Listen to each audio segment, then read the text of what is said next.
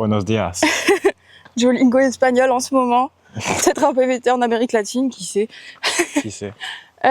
Aujourd'hui, on vous retrouve à nouveau dans une randonnée puisqu'il n'y a que ça à faire sur les lieux où on travaille, donc on va marcher quand on a des jours de repos. Et c'est l'occasion de parler un peu, parce qu'on a parlé un peu dans ma dernière vidéo de ce qu'on faisait, ce qu'on a fait comme études et comment on est arrivé ici. Donc je me suis dit que ce serait pas mal de débattre un peu cette fois-ci sur le travail en général, parce qu'on fait partie de la génération qui casse les codes dans le travail, donc on va vous donner un peu, je sais pas, notre avis si ça intéresse des gens. Pour l'instant, on casse rien du tout en tout cas, mais bon, on va blablater de tout ça avec vous. Ça fait un petit podcast rando quoi, finalement.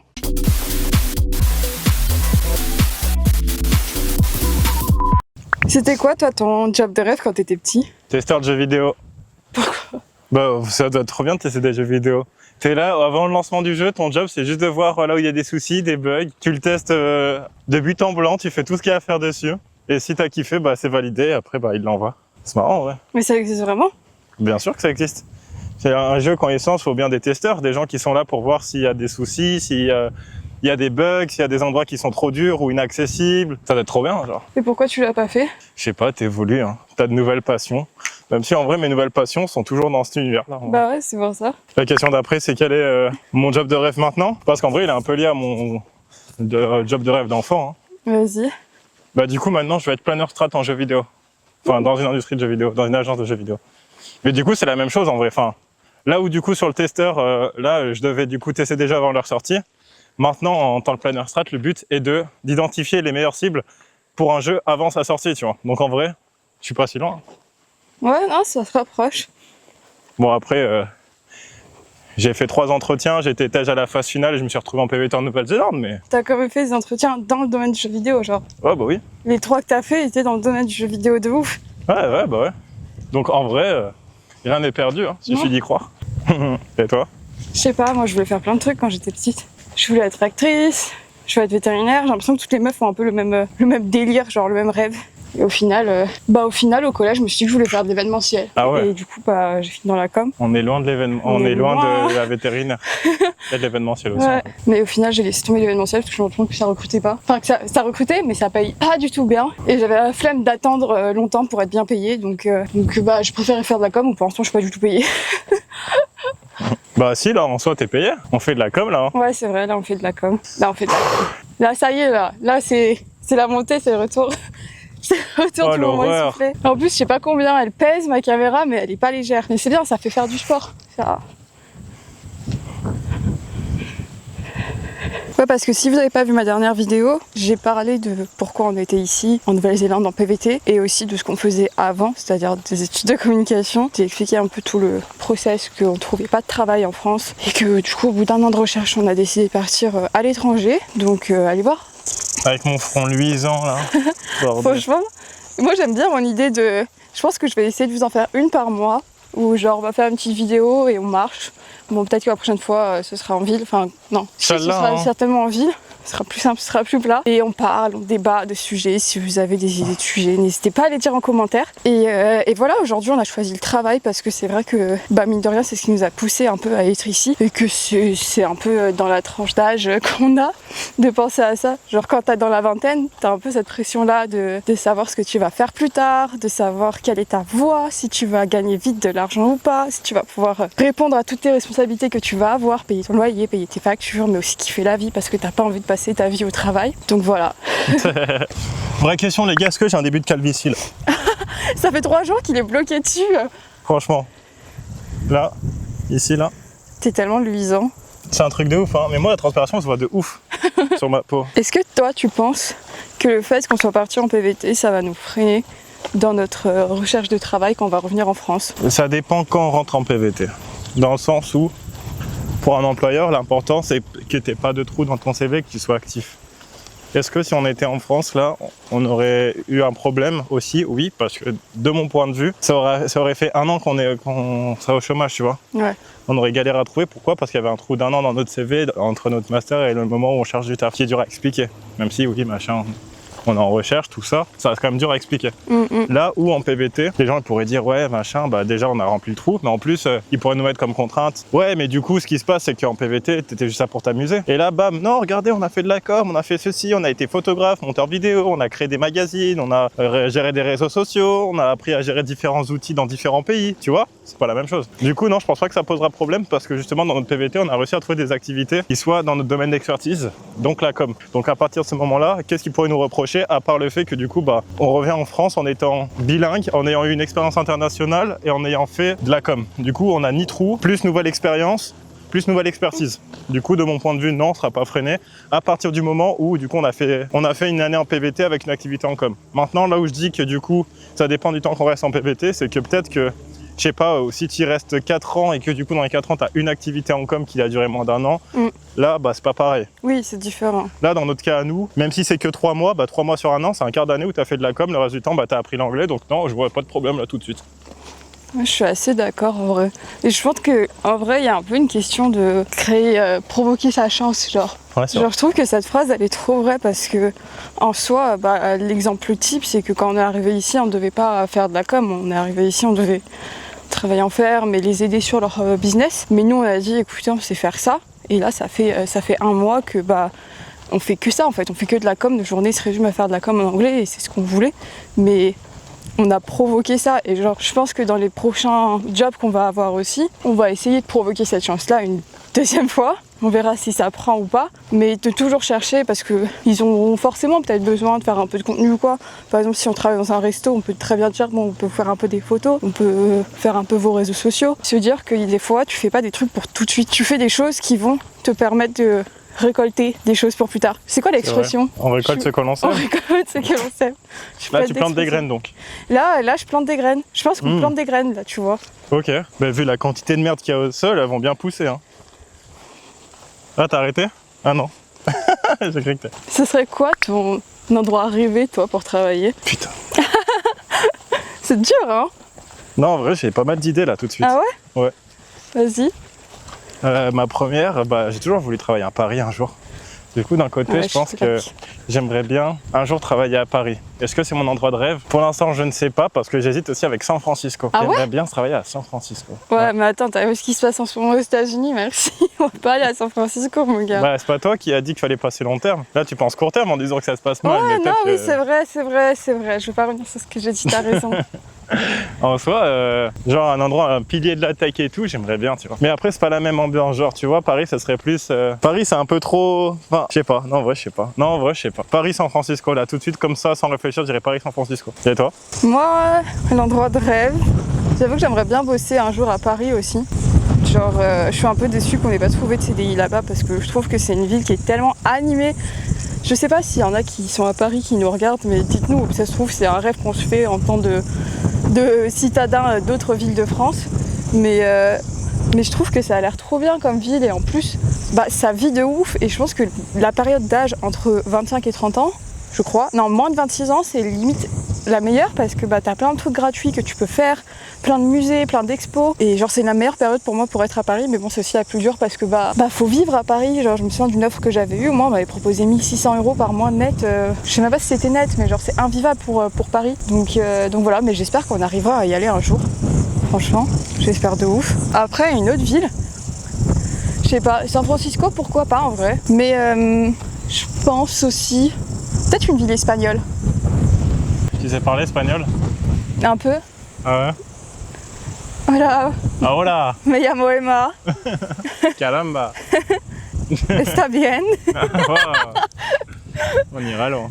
Mais non, mais je trouve que genre Barcelone, c'est une ville chouette à vivre. Chouette. Franchement. Et puis je trouve que ça a un avantage d'être du coup juste à côté de la France. Et du coup, t'es pas loin de tes proches quand t'as envie de les revoir. Parce que le seul truc en fait qui me ferait chier de vivre dans un pays étranger, c'est mes proches. Au-delà de la bouffe, ce serait mes proches.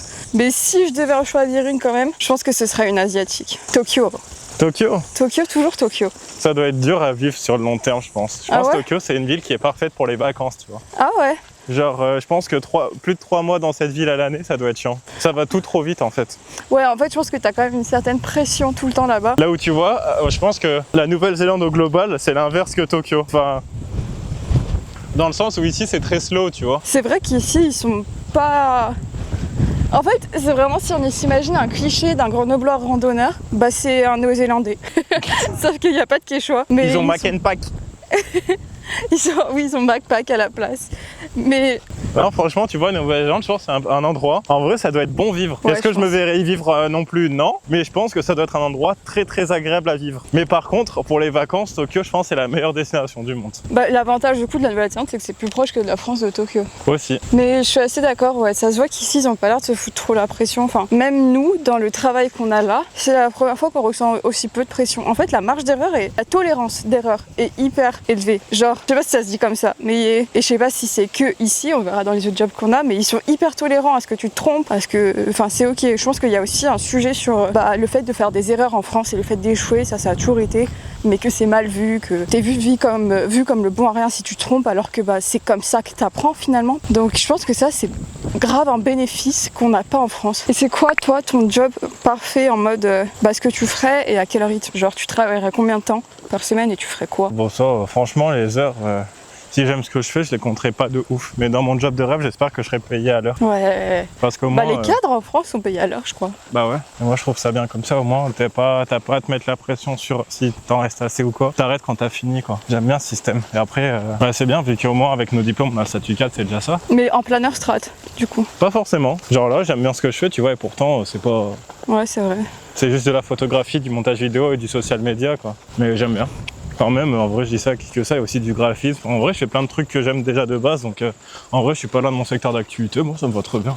Je pense que la polyvalence, c'est hyper important. Enfin, perso, je trouve que c'est hyper important de faire différents trucs. Parce que sinon tu t'ennuies, tu fais vite le tour. Je suis d'accord. Si tu fais tout le temps la même chose, au bout d'un moment, t'apprends plus rien. Et si t'apprends plus rien, tu te fais chier. Pour n'importe quel métier, genre, je pense que la polyvalence c'est un élément clé pour que tu kiffes ton métier. Parce que le travail, tout le monde le sait, ça prend une grande période de notre vie finalement. Donc autant faire un truc qu'on kiffe à fond. C'est pour ça que je pense que la période de la vingtaine elle est dure aussi. Genre t'as deux crises un peu. T'as celle après 18 ans, enfin t'as celle avant, genre à 18 ans à peu près, où t'es en mode je vais faire quoi comme étude. Genre là on avait croisé une meuf qui faisait un PVT, mais elle venait avant de faire ses études parce qu'elle savait pas quoi faire. C'est une bonne manière de faire en vrai. Au moins ça te permet de te poser avant de faire des décisions, quoi. T'aurais peut-être dû faire ça. C'est ça, et puis au moins tu peux déjà un peu tâter le terrain. Je pense que les PVT pour ça sont bien et que la majorité des gens le font comme ça aussi parce que soit ils sont perdus avant de choisir leurs études, soit t'as à nouveau cette crise un peu existentielle à la fin de tes études, surtout quand tu trouves pas de travail. Je pense que tu l'as moins si tu trouves un travail, mais si tu trouves pas de CDI, t'es en mode est-ce que j'ai fait les bons choix? Est-ce que je vais finir par trouver quelque chose? Est-ce qu'il faut que je me réoriente? Mais me réorienter dans quoi? Et puis j'ai déjà 25 ans, alors que déjà c'est pas du tout une honte de se réorienter, ni quelque chose de mauvais, je pense, de faire des études à 30 ans ou même plus. Genre il y a pas de mal à ça, et il y en a même de plus en plus qui le font. Mais je crois que je suis partie loin avec la question à la base, c'était... Ouais, elle était partie loin. Ouais, je suis partie loin. C'est le premier, ok. Ça se trouve, ça rend super bien, ça se trouve, ça rend super mal. Mais en vrai, c'est bien d'essayer de nouvelles choses. Hein. Je t'encourage à le faire. Voilà, et on vous encourage aussi à le faire. Perso, je sais pas quel métier je préférerais faire. J'aimerais bien un truc un peu touche à tout aussi, qui soit hyper polyvalent. Et aussi un truc où il y a du social et de l'aide pour s'organiser. Parce que j'aime trop, personnellement, dans ma vie, être organisée. Et j'aime trop, du coup, participer à l'organisation des entreprises, genre en mode les aider à s'organiser. Ah, c'est déjà un début d'idée, ça. Ouais, je trouve ça trop cool. Et après, je pense que je suis un peu comme toi. Dans quel sens? Polyvalence? Ouais. Dans le sens où, pour moi, il n'y a pas de maximum d'heures ou de minimum. Genre, ça dépendra juste de si je kiffe le truc que je fais ou pas. Bah ouais. Après, j'aimerais bien quand même avoir un bon équilibre vie pro, vie perso, ça c'est trop vrai. Oh. C'est sûr l'endroit où il y a le plus de vent ici. Ah non, c'est ici l'endroit hardcore du vent en fait. Ouais. Nous voilà. Nous voilà. Est-ce que toi tu penses que notre génération elle va vraiment casser les codes? En mode on va vraiment révolutionner le marché du travail? Il va juste évoluer, révolutionner, après on est des super-héros. Non, il va s'évaluer, il va évoluer en fonction de ce qu'on a envie de faire, tu vois. Un peu comme tout en soi. Genre, le marché du travail d'il y a 20 ans, il n'est pas le même qu'il y a 40 ans. C'est juste que oui, maintenant ça évolue plus vite parce que tout évolue plus vite et que les technologies évoluent plus vite. Mais révolutionner, non. Genre, je sais pas, tu prends l'exemple par exemple, je sais pas, de l'IA. Dans notre génération, il y en a qui sont très bons en utilisation d'IA, d'autres qui n'ont même pas essayé d'en utiliser, tu vois. Est-ce que ça veut dire que ceux qui utilisent l'IA vont avoir plus de facilité à l'avenir? Sûrement. Est-ce que du coup l'autre partie elle se sera habituée à ça? Non plus. Est-ce que ça veut dire que cette partie qui s'est pas habituée trouvera pas de travail? Ça dépend de ce qu'ils font de base. Mais bon, après, je pense qu'il y a toujours eu des gens qui ont mieux surfé sur la vague que d'autres et ça changera pas, tu vois. Genre, tu regardes la génération au-dessus de nous, ceux qui ont fini développeurs, ils sont finis super riches. Ça veut pas dire pour autant qu'il y en a qui ont pas gagné de l'argent. Franchement, ça dépend juste de l'énergie de chacun et de ce que chacun a envie de faire de ses 10 doigts, quoi. Mais il y aura toujours des gens plus dégourdis que d'autres pour se trouver des opportunités. Est-ce que ça va faire évoluer le monde du travail? Peut-être. Mais bon, moi je pense qu'il va juste évoluer comme il a toujours évolué, quoi. Ouais. C'est juste la vitesse de l'évolution qui change, mais... C'est marrant qu'ils le remettent sur notre génération à nous, alors que j'ai pas l'impression qu'on change quoi que ce soit, étant donné qu'on est assez majoritairement en galère, que ce soit des gens qui trouvent pas de taf parce qu'ils ont fait des études de com ou de commerce, Après, tu sais, il n'y a des pas que jobs manuels et qui sont sous-payés alors qu'ils se tuent à la tâche. y a pas que la com et le commerce, hein. Non, mais je disais justement... Il y a plein d'autres qui trouvent pas de travail, hein. Oui, il y en a plein d'autres, je pense, mais il y en a aussi beaucoup qui sont très mal payés et que ça les saoule, quoi. La seule différence, c'est que je pense qu'on sera une génération plus conne. Plus conne? Ouais. Comment ça? Bon, on prend l'exemple, je sais pas moi, de TikTok. Genre, tu sais, on a beaucoup nous, on a l'impression en tout cas que tous les gens qui sont dans la com ne trouvent pas de travail, mais c'est juste l'algorithme qui a créé une bulle autour de toi pour te mettre des gens dans ta filière qui ne trouvent pas de travail. Mais en soi, tu vois, t'es pas tout seul et voilà quoi. Enfin, t'es pas tout seul dans le sens où il y a d'autres bulles. T'es pas tout seul dans le mode où d'autres. Enfin bref, t'as compris. Tout ça pour dire que du coup, je pense que les bulles d'information, ça nique. Enfin, je pense que c'est le truc qui va rendre les gens le plus con possible parce que du coup, ça te conforte dans tes décisions, dans tes opinions plutôt. Alors qu'il y en a plein d'autres qui. Ouais, c'est vrai. C'est vrai que TikTok, pour ça, c'est grave. Genre, en plus de nous niquer le cerveau et notre mémoire, ça nous conforte dans nos idées. Et la plupart. Ça radicalise les gens. Voilà, c'est le mot que je cherchais. Ça radicalise les gens. Et ouais, ça rend les gens bêtes. Parce que être radical, ça n'a jamais rapporté de rapport. Ça te ferme d'esprit en fait, ça te convainc dans ton idée. Et la plupart du temps, qui est mauvaise en plus. Et en vrai, c'est paradoxal parce que pourtant, TikTok, tout le monde l'utilise dans le monde. Ça devrait justement être un truc hyper ouvert qui nous apporte d'autres opinions. Et c'est justement là où je trouve que c'est vraiment affreux. Parce que du coup, tu pars ce raisonnement-là et tu te dis, bah non, en vrai, si ça monte ça sur mon TikTok, c'est que tout le monde a ça et que du coup, tout le monde pense que pareil, tu vois. Et c'est là où est vraiment le souci, tu vois. Justement, comme tu le dis si bien, t'as l'impression que tout le monde voit la même chose alors que c'est pas vrai. Genre l'algorithme, il est créé d'une manière assez méfiante pour te faire croire que les trucs que tu vois avec 1,5 million de likes sur TikTok, tout le monde a le même truc, donc tout le monde voit la même chose. Mais non, c'est juste que l'algorithme a tellement bien ciblé sa cible qu'elle ne montre qu'aux gens qui risquent de liker ça, tu vois. Là où tu vois, quand tu vois un gros nombre de likes, tu te dis putain, mais en vrai, je suis pas seul. Ouais. Alors que si t'es seul, des posts avec des millions de likes, il y en a plein d'autres dans différentes niches en fait. En fait, c'est ça le problème de TikTok. C'est qu'en fait, l'algorithme, il est tellement fort, il a réussi à tellement bien cibler ses utilisateurs qu'en fait, chaque opinion que t'as l'impression que c'est une opinion mainstream, alors que c'est juste une niche qui est trop bien ciblée que tous les gens de cette niche ont été touchés, que du coup, ça fait de gros likes et voilà. En tout cas, pour nous, pour l'instant, je m'en fais pas trop. Après, le but, c'est aussi de savoir dire stop. Je pense qu'il faut pas, en abuser et partir trop longtemps. Ouais, les gens qui partent 6 ans, là. Oh. C'est sûr que lui, il fait une sacrée pause dans ta vie. Même si, putain, c'est bien, tu voyages, t'as le côté vraiment où tu profites, là, de ta vie. Où tu fais ce fameux job alimentaire pour pouvoir te payer des voyages, pour pouvoir te payer une expérience, quoi. Des choses à raconter, finalement, plus tard. Mais bon, c'est beaucoup, quoi. C'est dur. En vrai, quand on dit que la vie est courte, tu t'en rends compte là parce que t'as envie de faire plein de choses. T'es en mode, est-ce que mon PVT, si je le rallonge de ouf, ça va nuire à ma carrière? Oui, mais en même temps, c'est le meilleur moment dans ma vie pour partir. Ah, c'est dur. Les choix sont durs. Tout est une question de choix, de toute façon, toujours. S'il y a 2 choses à retenir de cette vidéo, c'est que tout est une question de choix et qu'on provoque toujours sa chance. Toujours sa chance. On dirait une phrase de Grand Galop, genre. Mais non, mais faut pas se résigner. Se résigner? S'appuyer sur son sort? C'est quoi? Se plaindre de son sort. S'apitoyer sur son sort. Ah oui, ok. Faut pas s'apitoyer sur son sort, il y a toujours quelque chose à faire, à vivre, et qui peut nous sortir de la merde. Voilà. Plan merde. Écoutez, je sais pas ce que ça va rendre au montage cette vidéo, mais regarde le bateau devant. C'était intéressant. Nickel. C'était intéressant de débattre en tout cas sur ce sujet-là. Vous pouvez aussi nous dire, c'est intéressant d'avoir surtout vos avis, donc dites-nous un peu en commentaire. Peut-être que je pourrais décliner ça en live ou je sais pas, mettre sur Twitch. En vrai tu rigoles mais oui. Mais en tout cas j'aimerais bien faire plus de vidéos comme ça où on débat de tout, de rien, de la vie parce que j'adore parler et parce que plein de choses intéressantes à dire. Donc si vous avez des idées de sujets, dites-les en commentaire. Si vous avez des choses à dire par rapport à ce sujet, dites-les en commentaire. Et si vous pensez que ce serait encore mieux qu'on fasse un live pour que vous parliez en même temps avec nous, dites-le en commentaire. Voilà, je vous laisse avec cette magnifique vue On va finir la rando. Et puis bisous, hein, à la prochaine. Bisous.